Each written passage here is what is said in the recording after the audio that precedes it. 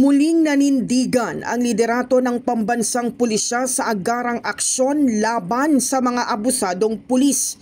Batay sa tala ng PNP mula April 1, 2024 hanggang April 23, 2025, umabot sa 3,611 na kaso ng irregularidad na kinasasangkutan ng mga pulis ang kanilang naresolba, kung saan 1,288 sa mga ito ang tuluyang sinibak sa serbisyo.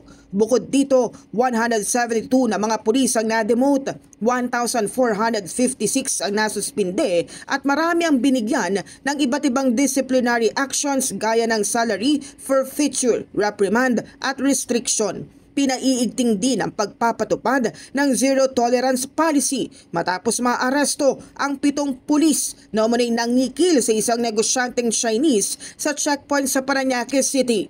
Sa Quezon City naman, 4 na pulis mula sa Police Station 14 ang sinibak dahil sa maling paghawak ng ebidensya at hindi pagsunod sa tamang proseso ng Oplan Galugad. Isang pulis din ang kinasuhan matapos makuhanan ng video habang nananakit ng menor de edad. Bukod pa rito, tinanggal sa pwesto ang buong District Special Operations Unit ng Eastern Police District, pati na rin ang kanilang direktor dahil sa reklamong pangingikil kaugnay sa pagkakaaresto sa 2 Chinese national. Kasalukuyang nasa restrictive custody ang 8 tauhan ng DSOU at sinampahan na sila ng mga kaukulang kaso. Patuloy ang PNP sa pagpapaigting ng internal cleansing program upang mapanatili ang tiwala ng publiko sa hanay ng mga pulis. Ayon kay PNP Chief General Romel Francisco Marbil, wala nang second chance sa mga tiwaling pulis. Hindi rin anya siya papayag na sirain ng ilan sa kanilang hanay ang reputasyon ng buong institusyon.